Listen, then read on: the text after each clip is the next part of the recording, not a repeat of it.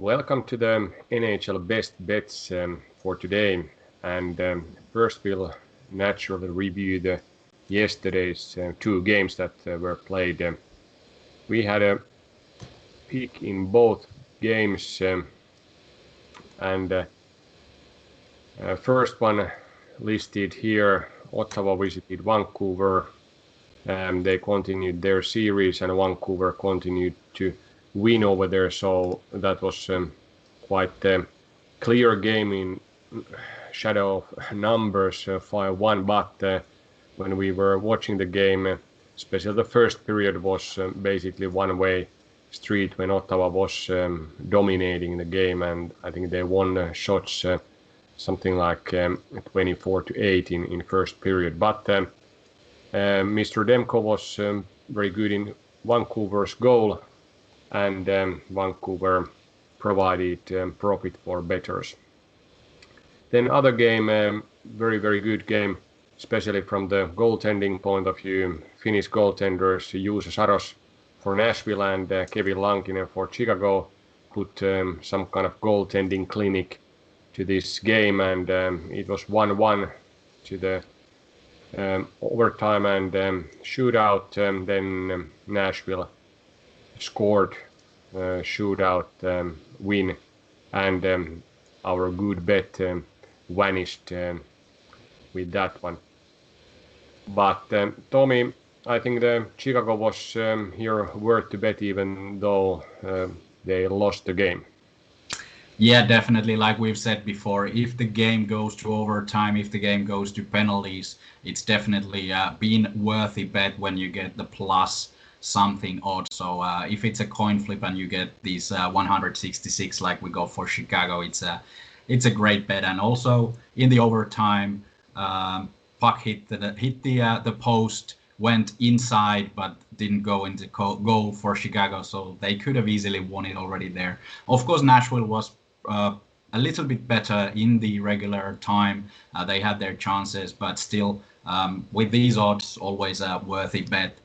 And just to mention, from the Vancouver game, it was very much like the first one, which finished 7-1 for Vancouver. Not at all as clear as it was. So, like you said, Ottawa, especially in the first period, should have scored. Thatcher Demko kept the Canucks in the game. And in the other end, Ottawa played not Matt Murray, but their second keeper, Marcus Högberg, a Swedish goaltender who I think is in the wrong league, really, as you see the statistics of his this season: 3 starts, save percentage under 86, average goals allowed 4.33. So you can't really win with a goaltender like this. And of course, it's not all his fault. Their defense of Senators is not that competitive, and they have a long way to go in order to challenge these Canadian other teams. But a good example of how important it is to have a great goaltender, like we then saw in the Chicago-Nashville game, that could have gone either way. Both goaltenders performed extremely well in that game. Yeah, and our favorite goaltender Kevin Lankinen keeps showing his talent, and I think he would be the one of the cornerstones for Chicago Blackhawks' great future after a few years.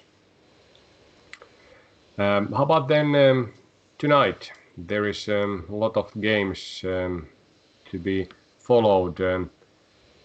Which ones are best from the, let's say, game point of view that you are looking after as a fan, not as a bettor? Always looking for Boston-Pittsburgh, of course, the early game. Well, earlier game than some. So it's interesting to see Pittsburgh Penguins now. Their general manager, Jim Rutherford, suddenly decided to quit. There is some changes in the front office there. And then, of course, the injuries to Pittsburgh defense. Brian Dumoulin is out.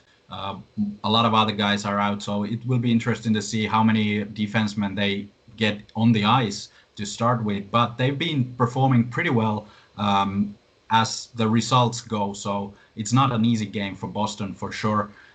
That's one of the interesting ones in the this really tough Eastern division that we have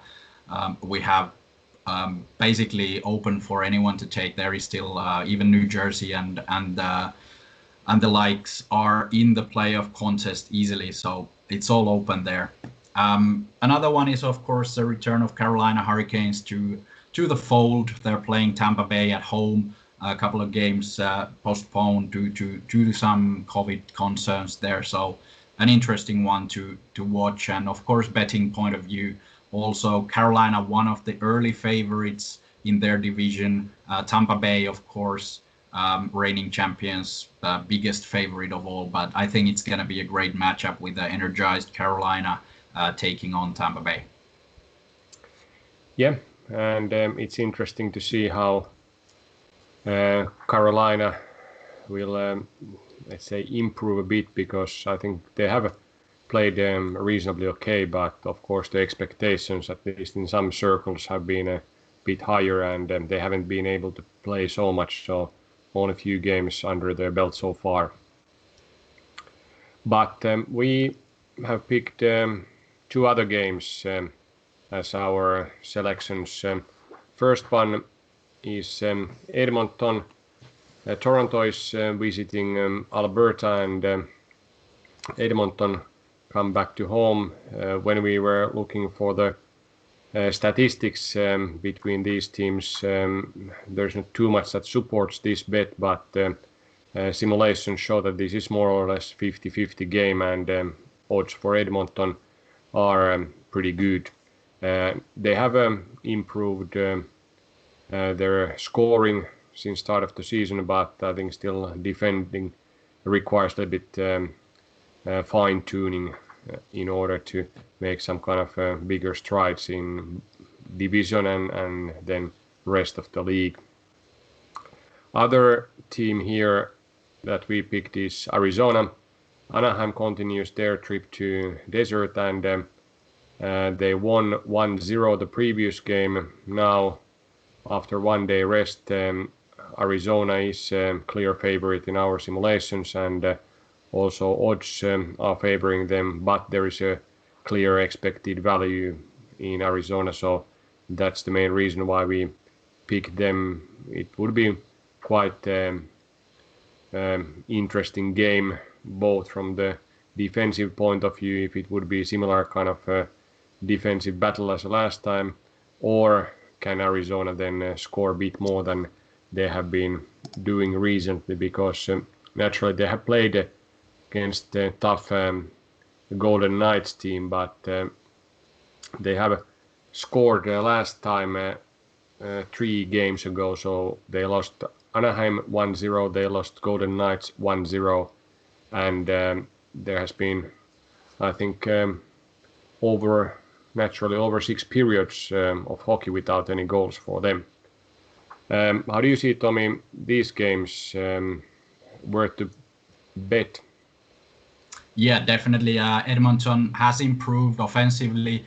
They were struggling a bit in the beginning of the season. Now they have found a little bit of the balance in their line, so they are should be scoring some goals. Of course, defensively they still have their problems.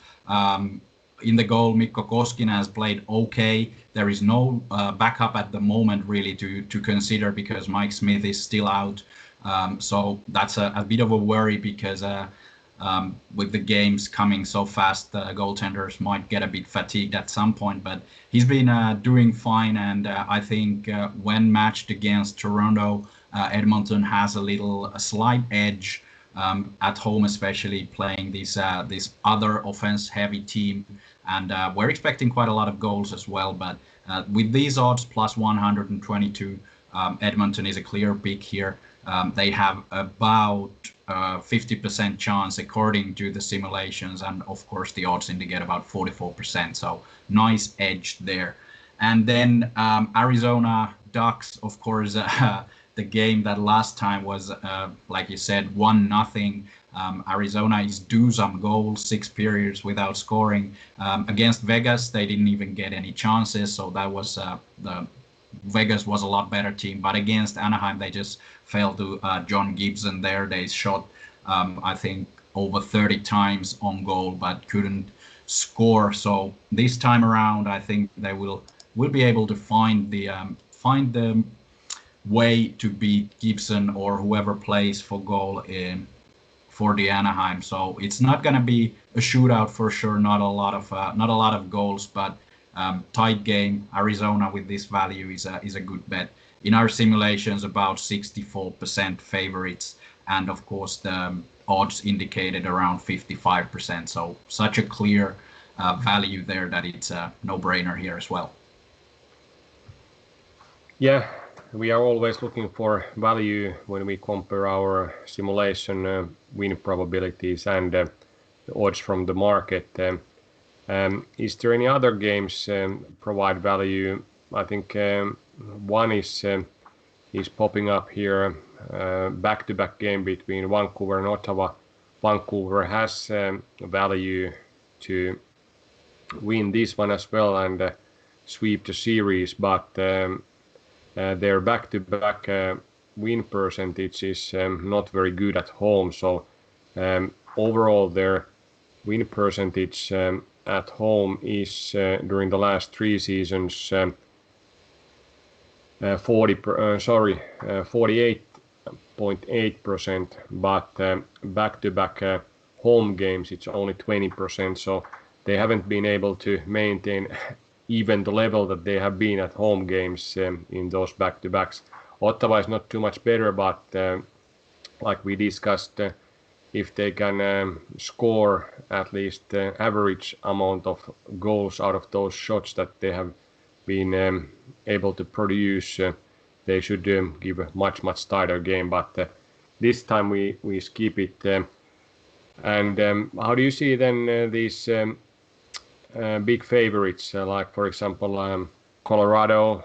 They are providing some value in our simulations.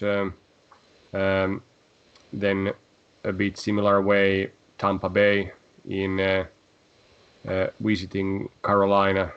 Are these worth to bet? Yeah, according to the simulations, there is some value for these big favorites as well. But like we've seen during this season, that this is a special case this time around, that every game is a little bit more important. So like the likes of San Jose now, underdogs, they really need to start getting the points. So it might be not as easy pickings for the favorites. So of course, when there is value according to the system, it's always worth a bet. But you have to take a look at the odds as well. So right now, for example, Colorado minus 244. So considering the stakes and all, it might be not that profitable to go for the favorites in this case. There is a lot of question marks, of course, like when you play back-to-back, when you play these games with one day between, how well do you recover from that, and who is playing for goal, and do you have small nagging injuries that are expected in this sort of fast-paced schedule. So a lot of things that can change. So that's why these heavy favorites with low odds are not maybe the best bets, but we prefer to look for these underdogs and the odds of plus something. So would make more sense. Last time we got our pick correct in Florida Columbus game, and this time odds are showing again Florida to win it, but Columbus have been quite, let's say, strong and sturdy team that when they have lost, they have come back or at least give a good fight, and this was, like we remember, shootout as well, so 50-50. Do you think that Florida success will be repeated tonight? I think it's a complete coin flip, this game. The simulations indicate Florida a little bit favorites. Chris Driedger is going to be in the goal, so no Bobrovsky this time.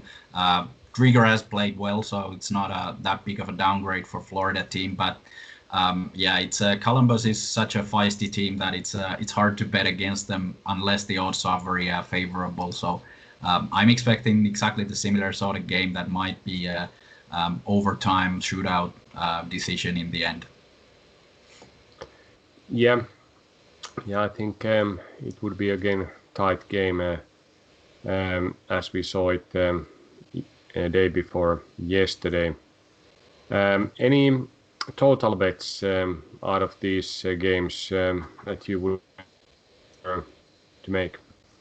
Yeah, there are a couple of unders that are quite exciting. The numbers here. New York Rangers, Buffalo. Buffalo has a home game there against Rangers.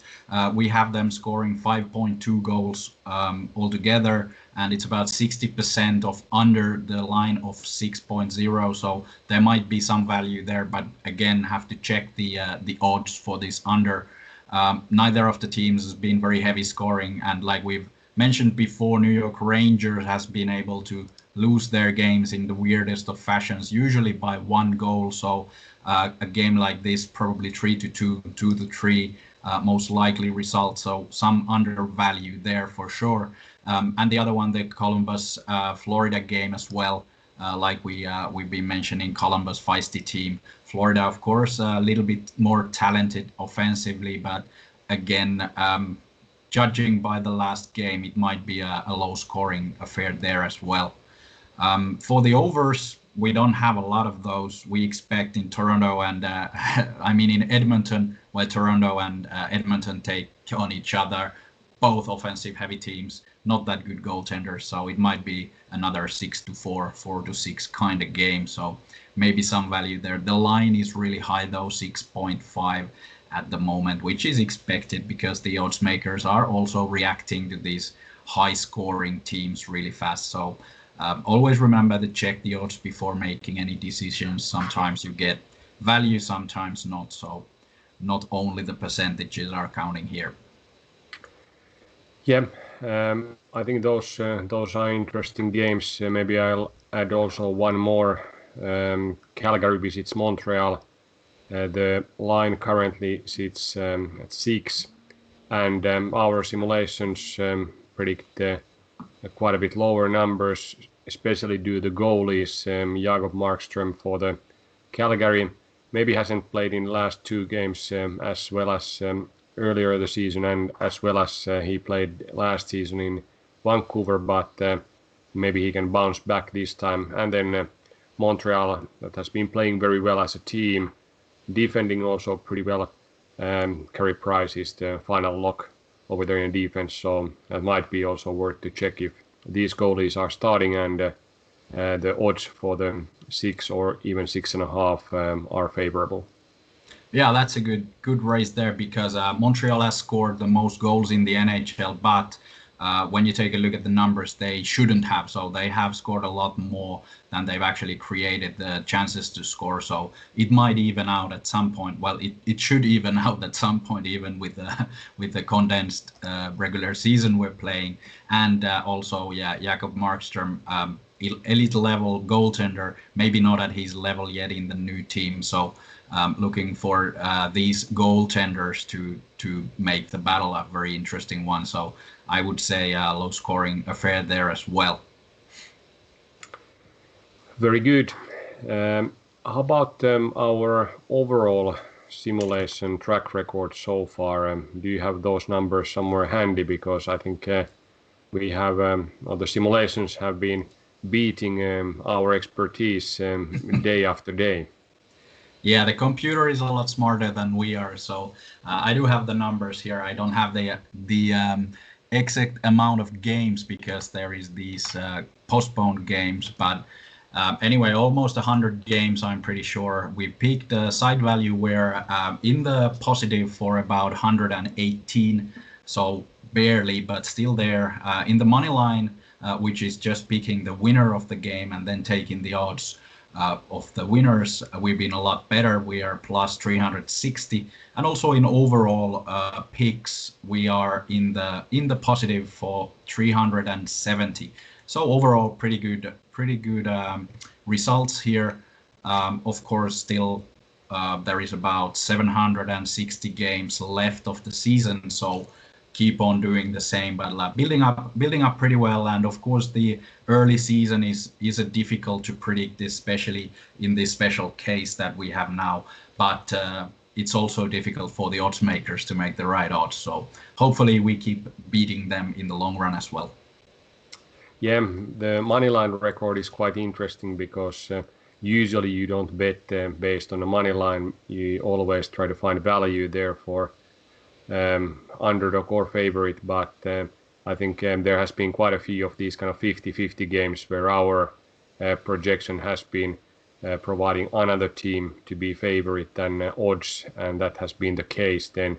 And those are mainly the games that we tried also to pick up for the our picks, but sometimes human is making few errors. Yeah, that's the thing, that we have to pick a couple, but the computer gets to play every game. So as long as the system works, the computer will probably beat us, but let's try to improve our record as well. We'll do, and that starts tonight with Arizona and Edmonton. Yeah, let's do that.